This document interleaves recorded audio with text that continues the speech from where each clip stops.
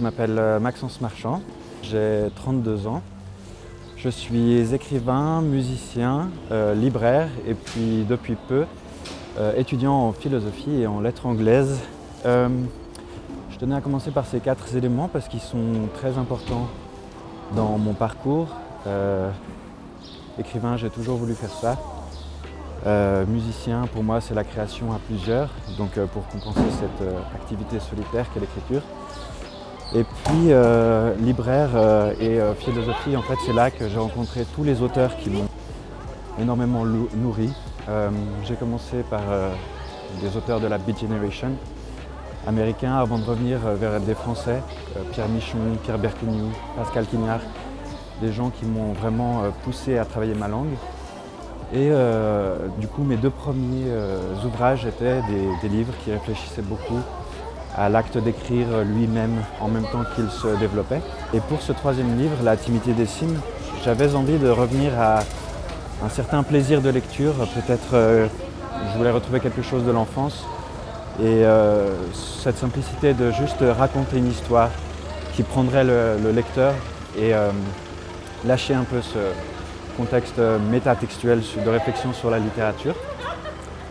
La timidité des cimes, en fait, c'est un phénomène scientifique qui explique que la cime des arbres se côtoie sans jamais vraiment se toucher pour laisser passer l'air, la lumière, etc.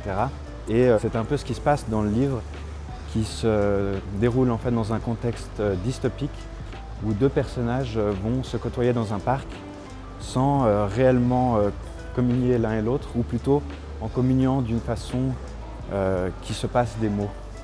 Le personnage principal de ce livre, Louisa, est une femme qui arrive dans le futur et qui ne sait pas qui elle est, elle n'a plus de souvenirs.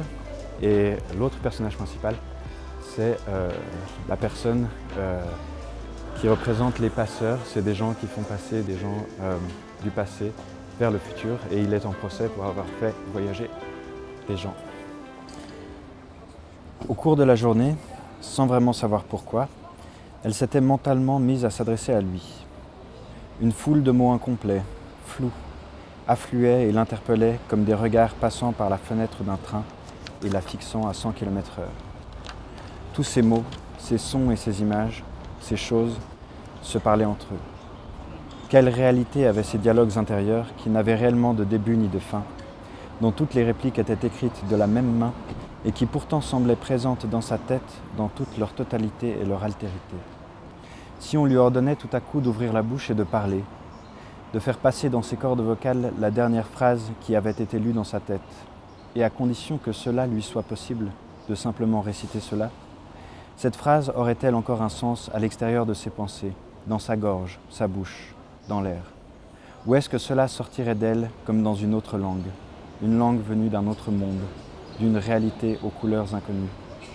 Elle se demanda si les autres étaient eux aussi peuplés de la sorte, et si c'était le cas, s'il était possible de faire communiquer ces mondes intérieurs qui parlaient différentes langues et vivaient dans des paysages variés. Peut-être qu'à l'intérieur d'une personne, les parois étaient tapissées d'un désert, de sable et d'étoiles, qu'il y avait un décor pour le jour et un décor pour la nuit, et qu'à l'intérieur d'une autre, c'était l'océan qui tapissait les murs. On parlait peut-être dans ces mondes avec le bruit du vent, des tempêtes, de la pluie et des orages.